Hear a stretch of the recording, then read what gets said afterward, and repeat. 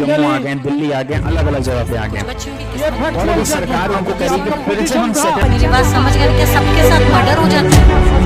क्या सारी बहुएं जला के मार दी जाती? तो एक केस आता है हमारे सामने, भीम सिंह बनाम state of Jammu and Kashmir.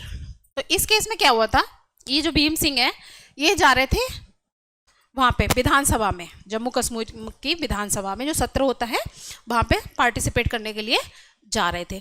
लेकिन इनको पुलिस ने क्या किया, इनको गिरफ्तार कर लिया, रोक लिया, डिटेन कर लिया इनको कि हम आपको जाने ही नहीं देंगे, और इनको नहीं जाने दिया गया।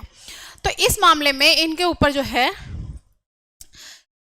उच्चतम न्यायालय ने मिथ्याबंदीकरण का अपकृत्य माना और उसके लिए राज्य को उत्तरदायी ठहराया, और भीम सिंह को क्या दिलवाया, क्षतिपूर्ति दिलवाई। ठीक है, तो अब ये देखेंगे कि मिथ्याबंदीकरण के आवश्यक तत्व क्या हैं। अब मान लो अगर हम किसी का हाथ पकड़ के भी रोक लेते हैं, अगर हमने किसी का हाथ पकड़ के भी रोक लिया, कहीं भी उसको जाने नहीं दिया, तो ये भी क्या है, मिथ्या कारावास के अंतर्गत ही आएगा। ठीक है, तो स्वतंत्रता में अवरोध, व्यक्ति की स्वतंत्रता में यह अवरोध वास्तविक भी हो सकता है, जैसे किसी व्यक्ति का हाथ पकड़कर रखना, और प्रलक्षित भी हो सकता है।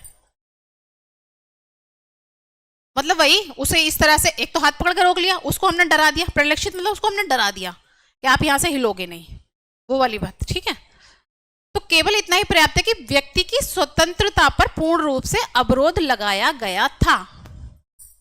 अब दूसरा पॉइंट है, स्वतंत्रता में अवरोध गैर कानूनी होना चाहिए। ठीक है, अवरोध पूर्ण होना चाहिए, भले ही अल्प समय के लिए हो। ये वाली बात भी हमने बता दी अभी आपको कि ये जो है चाहे कितना भी 5 मिनट का भी है और ये पूर्ण अवरोध है, तो इसके लिए वो लायबल होगा प्रतिवादी। हाँ, ये नहीं कि भाई हमने तो बस 5 मिनट के लिए रोका था, कोई कोर्ट नहीं सुनेगा इस बात के लिए। ठीक है, Subscribe for more content.